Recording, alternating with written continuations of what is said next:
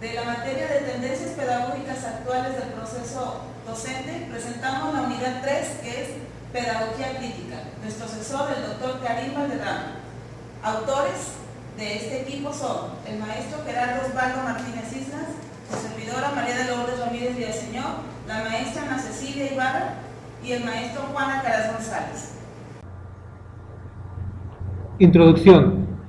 Los presupuestos teóricos que Paulo Freire desarrolla en Pedagogía del Oprimido adquieren en nuestros días renovada actualidad.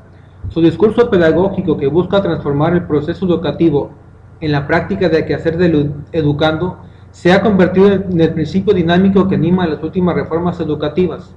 Pero la radicalidad democrática de sus postulados ha desenmascarado también la distancia que todavía existe entre la concepción teórica y la praxis diaria que tiene lugar en nuestros días en nuestras salas de clase.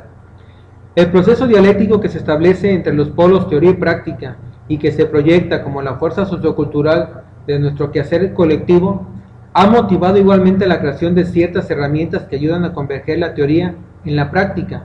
Una de estas herramientas que surge como símbolo del nuevo paradigma educativo es el hipertexto. Conociendo la vida de Paulo Freire, los tres grandes periodos en la trayectoria de Freire son los siguientes.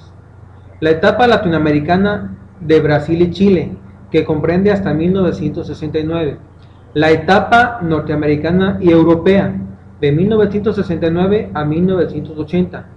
Y la etapa brasileña, posterior al exilio, entre 1980 y 1997.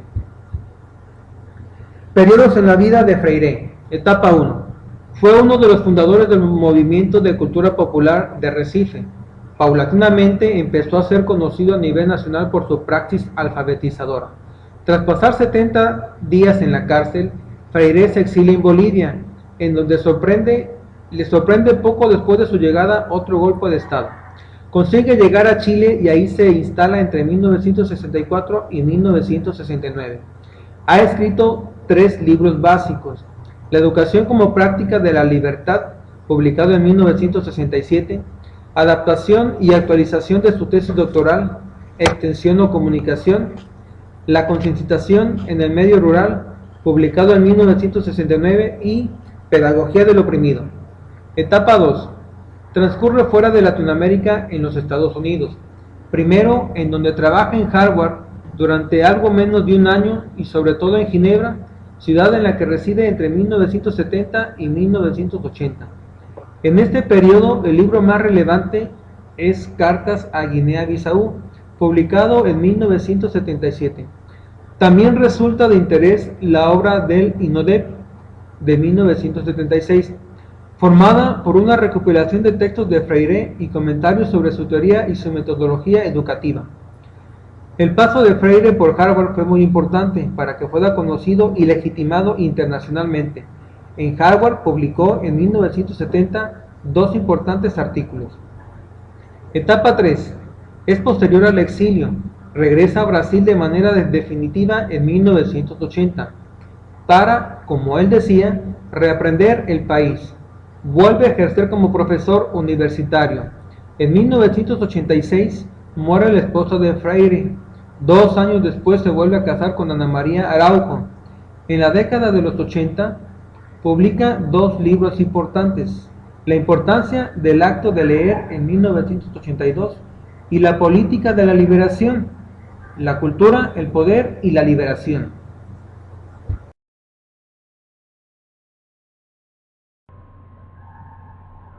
Modelos educativos según Freire. Freire formula 2 grandes modelos educativos. El modelo bancario. Este supone la existencia de un educador que lo sabe todo y de un estudiante que lo ignora todo. La enseñanza se entiende aquí como un depósito, transmisión e instrucción mecánica. La actividad educativa se desarrolla de acuerdo con una rígida previsión, en base a textos escritos, formalistas y de espaldas a la realidad personal y social de los estudiantes. Es decir, el educador se convierte en el sujeto activo del conocimiento. El depósito y la donación convierten al educando al objeto pasivo, donde predomina la ignorancia, y así obtener la adaptación del educador.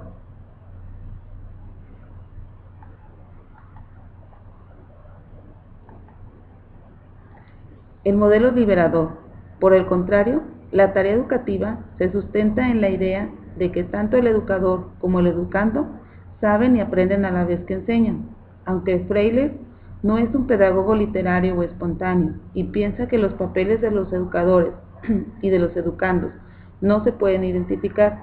La enseñanza se entiende como una actividad problematizadora, crítica e investigativa, que tiene por objeto desvelar la realidad para poder situarnos, donde el educador se educa mutuamente con el diálogo al educando y adquiere el conocimiento, la reflexión, descubrimiento de la realidad, convirtiendo en hombres en relación al mundo.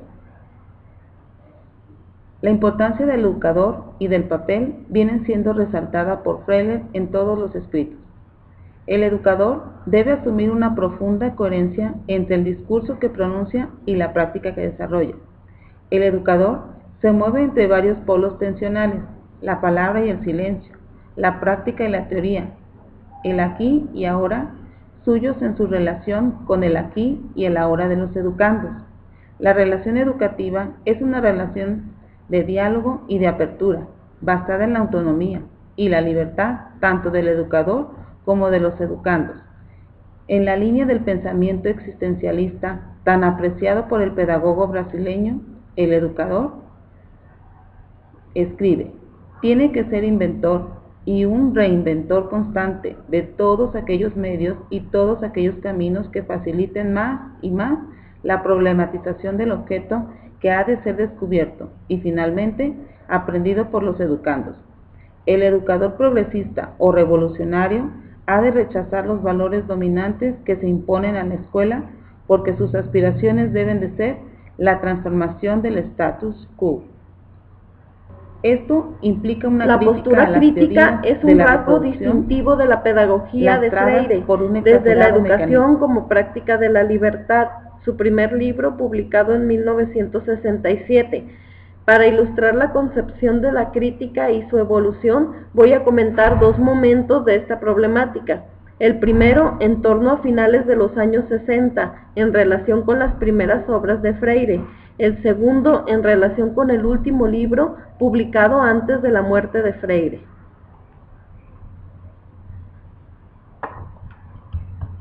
Primer momento.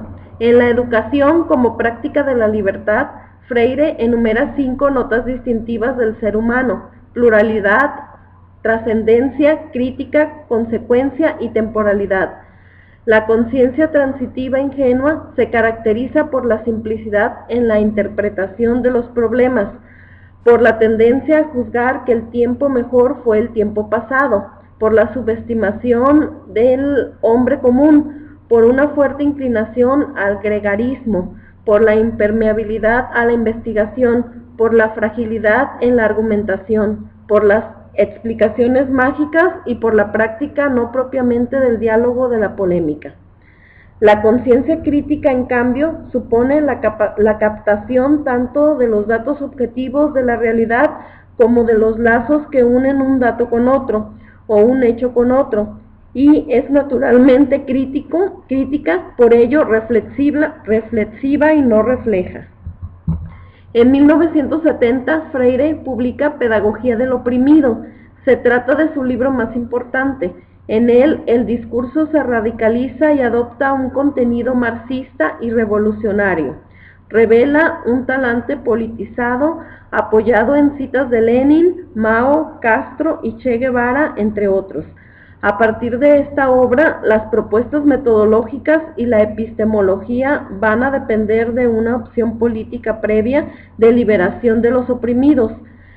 En su obra más relevante, Freire habla de los educandos como investigadores críticos, de la necesidad del conocimiento crítico de la realidad, de la legitimidad de la duda crítica problematizadora, de la reflexión crítica, de la percepción crítica, del análisis crítico, de la inserción crítica en la realidad y, por supuesto, de la conciencia crítica. Segundo momento. A finales de 1996, medio año antes de morir, Freire publica la edición brasileña de Pedagogía de autonomía, saberes necesarios en la práctica educativa. Un pequeño libro de formato destinado a una amplia audiencia. La economía, la sociedad, la tecnología y la cultura han cambiado de manera alucinante.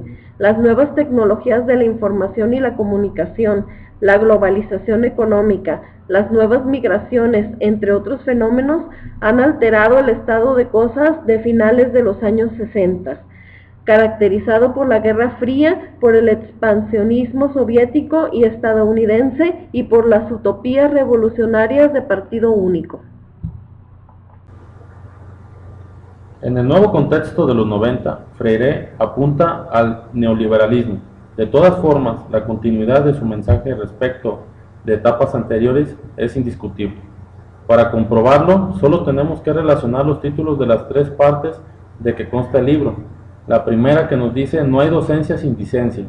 La segunda, que nos indica enseñar no es transferir conocimientos. Y la tercera, enseñar es una especificidad humana. El objetivo de la práctica educativa progresista consiste precisamente en el desarrollo de la curiosidad crítica insatisfecha, indocia. La postura crítica, además, no es ni verbalismo ni activismo, sino una actitud dialéctica que implica por igual a la teoría y a la práctica. La práctica educativa progresista no es solo cuestión de ciencia y de técnica. Hace falta además un cierto número de cualidades o virtudes como amorosidad, respeto a los otros, tolerancia, humildad, gusto por la alegría, apertura a lo nuevo, disponibilidad para el cambio, identificación con la esperanza y apertura a la justicia. Frente a esta situación es preciso fortalecer la sociedad democrática, los movimientos sociales y la participación ciudadana, frente al poder invisible de la domesticación alienante, que alcanza una eficiencia extraordinaria en lo que suelo llamar la burocratización de la mente. La sociedad democrática es un ideal que se construye, conquista y recrea día a día. La relación entre el alfabetismo y la democracia está clara. El analfabetismo constituye una amenaza para la estructura. De esta forma, la alfabetización crítica se convierte en una condición necesaria para formar ciudadanos capaces de desenvolverse autónomamente en la sociedad democrática. La alfabetización no se relaciona solo con el lenguaje escrito, sino con la multiplicidad de códigos, signos y mensajes que produce una sociedad tan compleja, plural y cambiante como la actual. La democracia, entendida de manera radical, implica la más amplia participación posible de los ciudadanos en los ámbitos políticos, económicos, sociales y educativos.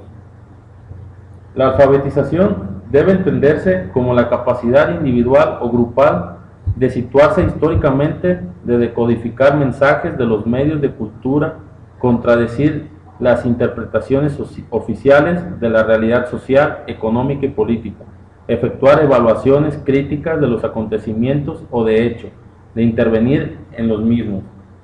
Así Freire mantiene que los problemas básicos ligados al poder y a las desigualdades no han sido cancelados en los escenarios posmodernos, simplemente se trata de abordarlos como otro talante más abierto y plural.